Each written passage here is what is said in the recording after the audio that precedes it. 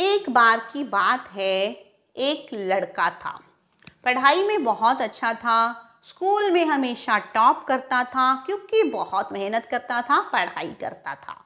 अब वो हो गया पास। 12th में उसने अपने स्कूल में टॉप किया, बहुत अच्छे मार्क्स आए उसको बुलाया गया स्टेज पर।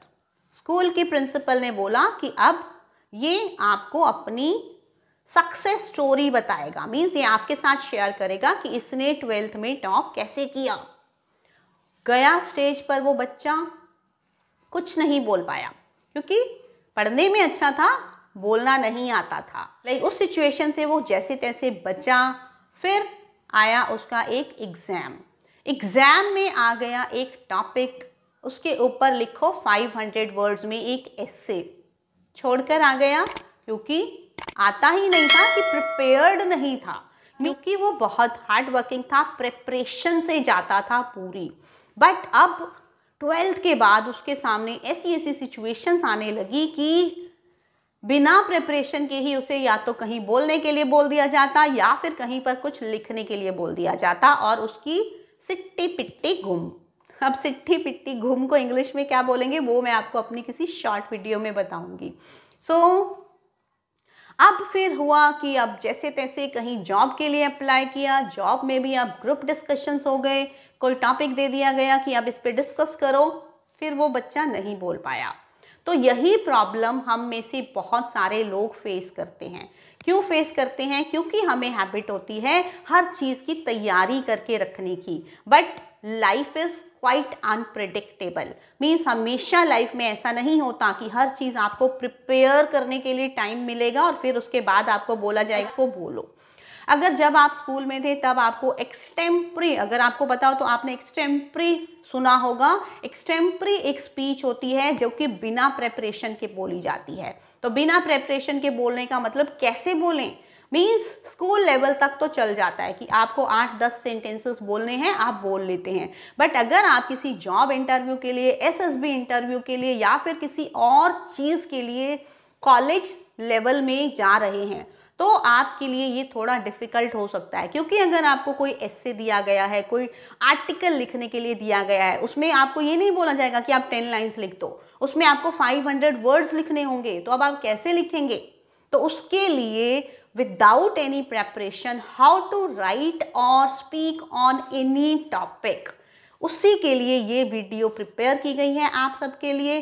प्लीज़ वॉच कंप्लीट वीडियो, क्योंकि इसमें मैंने एक टेक्निक, मेरी खुद की बनाई हुई जो टेक्निक है GITT, उस टेक्निक का नाम है GITT। इस टेक्निक को हम डिटेल में डिस्कस करने वाले हैं। अगर आपने ये GITT याद कर लिया कि इनकी फुल फॉर्म क्या है, इसमें क्या करना है, तो आप बिना दिमाग लगाए, बिना सोचे समझे, बिना किसी एफर्ट्स के किसी भी टॉपिक पर जितना चाहे बोल पाएंगे और जितना चाहे लिख पाएंगे। सो आई थिंक आप एक्साइटेड होंगे कि क्या है इस टेक्निक में। So let's begin, let's see. आप बस मेरे बताए हुए स्टेप्स को फॉलो करते जाएं। बताया कि without any preparation how to speak confidently. Means अगर आपको कोई स्पीच है या फिर कोई ग्रुप डिस्कशन है या कोई इंटरव्यू है, उसमें बिना प्रेपरेशन के अगर आपको बोलने के लिए या लिखने के लिए बोला जाता है तो आप दोनों ही पर्पसेस के लिए इस टेक्निक को यूज़ कर सकते हैं।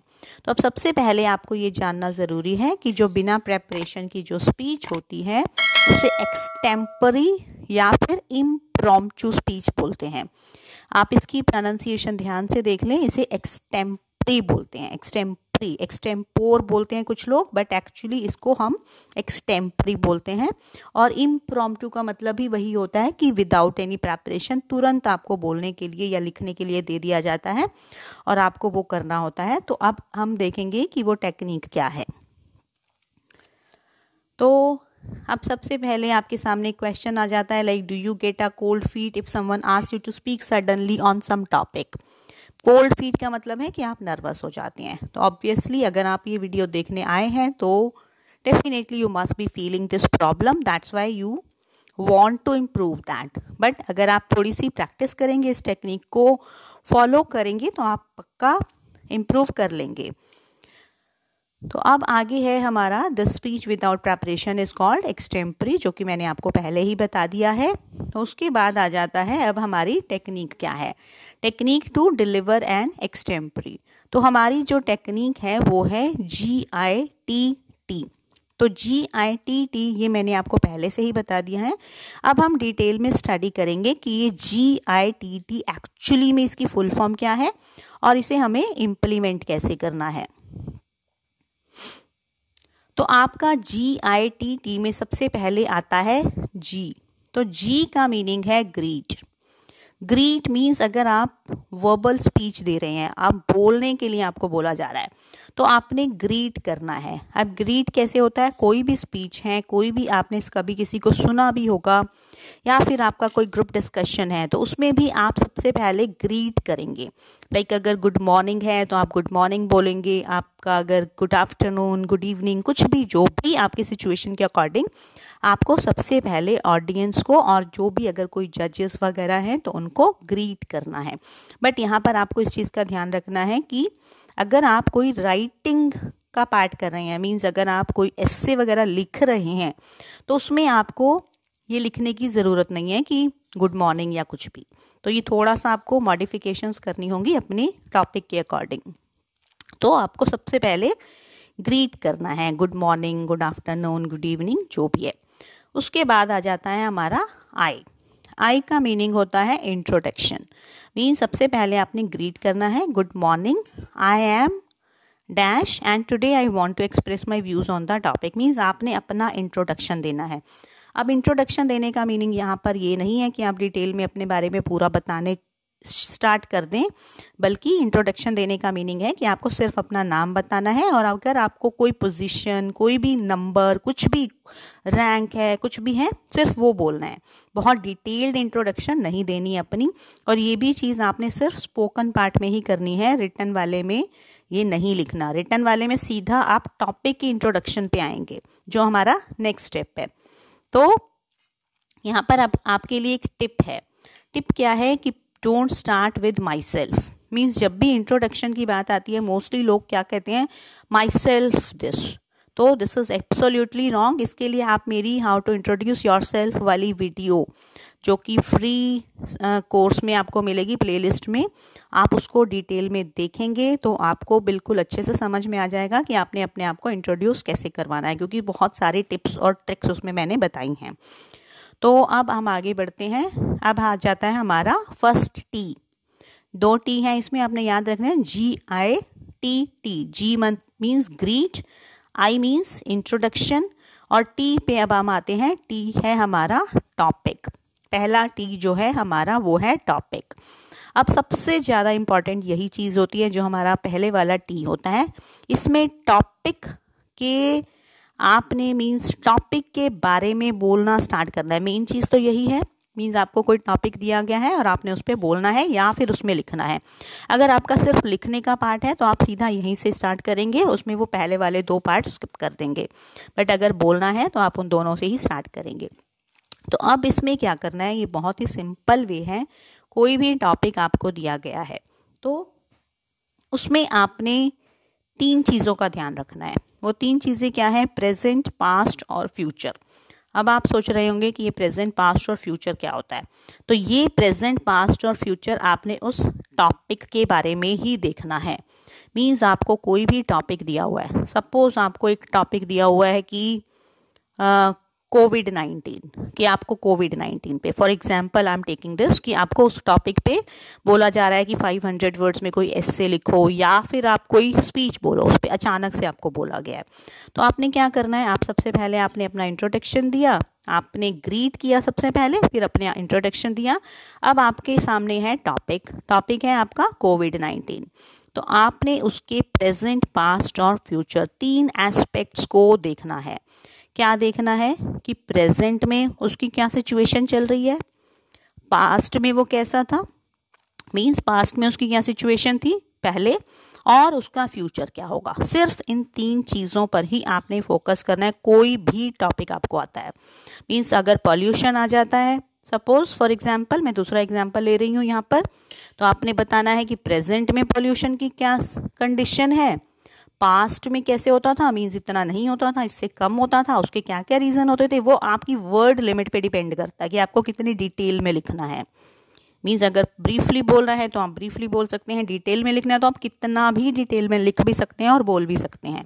सिर्फ इन 3 चीज़ों को अगर आप ध्यान रखेंगे कि प्रेजेंट में क्या है, सबसे पहले आप बताओ कि प्रेजेंट में क्या सिनेरियो चल रहा है, पास्ट में क्या था और फ्यूचर में क्या हो सकता है और आपके क्या सजेशंस हैं उसमें। मीन्स आप क्या सजेस्ट करते हैं कि अब उसके बारे में क्या क्या होना चाहिए, बस यही सब ही होता है। मीन्स कोई आर्टिकल है, कोई स्पीच है, इवन लेटर टू एडिटर है, कुछ भी है, उन सब में यही 3 चीज़ों का ही आपको ध्यान रखना होता है, टॉपिक से रिलेटेड, प्रेजेंट, पास्ट और future of that topic, of that scenario, whatever is given to you. तो बस यही ध्यान में रखना है आपने। और अब हमारा जो लास्ट वाला टी होता है वो कुछ भी नहीं होता, वो होता है थैंक्स। वो thanks a lot for listening to me patiently, आप इस तरह से बोल सकते हैं एंड में। मीन्स अगर आप चाहें तो कुछ और भी बोल सकते हैं, thanks a lot for listening to me carefully, thanks a lot for devoting your time, वो आप अपने अकॉर्डिंग मॉडिफाई कर सकते हैं। आप इसको भी याद कर सकते हैं, thanks a lot for listening to me patiently. तो बस इस तरह से आपका टॉपिक या फिर आपकी जो स्पीच है वो एंड हो जाएगी। बट यहाँ पर आपको फिर से ध्यान रखना है कि ये सिर्फ अगर आप बोल रहे हैं तो, अगर आप लिख रहे हैं तो उसमें कोई थैंक्स नहीं होगा, उसमें आपके सजेशंस मीन्स फ्यूचर वाले पॉइंट पर एंड हो जाएगा। आपने सजेशंस दे दिए कि फ्यूचर में क्या क्या हो सकता है, हम क्या क्या कर सकते हैं, हमें क्या क्या चेंजेस लाने चाहिए, वो सब करके आपका टॉपिक जो है वो एंड हो जाता है। तो बस उसी के बारे में आपको बोलना है और वहीं पर आपको एंड कर देना है। बट अगर आप वर्बल स्पीच बोल रहे हैं तो आपको ये बोलना है, thanks a lot for listening to me patiently. तो अब टिप्स हैं ये, यहाँ पर कुछ और टिप्स दिए हुए हैं, आप इनको रीड कर सकते हैं एक बार फिर से, कि थोड़ा बहुत नर्वसनेस आपको आ सकती है बट ज़्यादा नर्वस नहीं होना चाहिए। उसके बाद आपको टेक अ मिनट और 2 to pen down your ideas and vocabulary you can use. Means आपको 1 और 2 मिनट्स की प्रिपरेशन का टाइम कभी कभी दिया जाता है, तो उसको आप यूज़ कर सकते हैं अपने आइडियाज़ और वोकैबुलरी को डिसाइड करने के लिए। तो आपने अपने बारे में कॉन्फिडेंट रहना है, आपको टॉपिक के ऊपर स्टिक रहना है। मीन्स ऐसा नहीं कि आपको टॉपिक कुछ दिया हुआ और आप पता नहीं कहीं की कहीं बोले जा रहे हैं या लिखे जा रहे हैं, वो सब नहीं करना।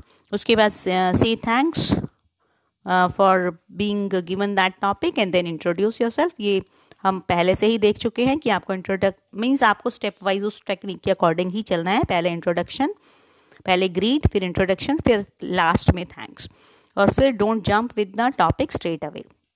ये भी वही बात आ जाती है कि आपको पहले इंट्रोडक्शन देना है, एकदम से बोलना, टॉपिक के ऊपर बोलना स्टार्ट नहीं करना। तो think before you speak, plan ideas in your mind. Means आप थोड़ा सा पेशेंस रखकर अपने कूल माइंड से अपने आइडियाज़ को प्लान कर लें कि मुझे पहले ये बोलना है। अगर आपने बस यही प्रेजेंट, पास्ट, फ्यूचर भी ध्यान में रख लेंगे तो आपके माइंड में अपने आप से आइडियाज़ आ जाएंगे। Voice should be clear, not flat और मोनोटनस। तो थोड़ी बहुत मॉडिफिकेशंस आपको अपनी वॉइस में लानी है। Have enthusiasm and energy to speak on the topic. आपको अपने टॉपिक पर बोलने के लिए एंथुसियाज्म होनी चाहिए, एनर्जी होनी चाहिए। उसके बाद rate of speech should neither be too high nor too low. Means आपकी जो स्पीच की पिच है, जो आपकी बोलने की पिच है, वो बहुत ज़्यादा तेज़ और बहुत ज़्यादा लो नहीं होनी चाहिए। और आपकी बॉडी लैंग्वेज भी प्रॉपर होनी चाहिए। And don't try to fake accent or imitate anybody. Means आपको ये नहीं करना कि आप किसी की तरह बनने की कोशिश कर रहे हैं। Just be yourself. Use right vocabulary as per the given topic, and right attitude and right mindset should be there. And prepare some backup. Prepare some backup का मतलब है ये आपको पहले से थोड़ी सी, अगर आप किसी चीज़ के लिए प्रिपेयर कर रहे हैं तो आपको पहले से प्रैक्टिस करके ही जाना चाहिए। And keep it short and sweet and watch your words. Means आपको अपने वर्ड्स को ध्यान से बोलना है, ध्यान से थोड़ा सा मीन्स प्रेजेंस ऑफ माइंड रखनी है। तो अब ये आपके सामने कुछ टॉपिक्स हैं, like destiny is a matter of choice, power corrupts, cell phones are dangerous. इनमें से आप कोई भी टॉपिक्स चूज़ करके आप उनके ऊपर प्रैक्टिस कर सकते हैं।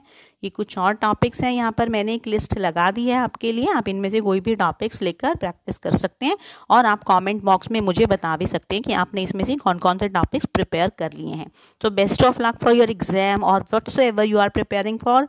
सो stay connected and let us. I hope आपको ये GITT की टेक्निक समझ में आ गई होगी। अब आपका टास्क क्या है, आपकी जो भी नीड है, मीन्स अगर आपका कोई इंटरव्यू है तो उसमें आपको बोलना होगा, कोई रिटर्न एग्जाम है तो उसमें आपको लिखना होगा। तो उस नीड के अकॉर्डिंग आप अपना कोई भी टॉपिक लें, रैंडमली कोई भी 2-3 टॉपिक्स चूज कर लें और उनमें ये टेक्निक अडॉप्ट करके बोलने या लिखने की प्रैक्टिस करें। टेक्निक को सीख जाते हैं और उसे इम्प्लीमेंट नहीं करते तो कोई फ़ायदा नहीं है। सो आई रिक्वेस्ट यू कि प्लीज़ आप इसको प्रैक्टिकली करें और कमेंट बॉक्स में मुझे बताएं। आपका कोई और डाउट है तो please feel free to ask, and yes please like the video, share it with others, and if you are new to the channel, please subscribe to it and join our Telegram group also.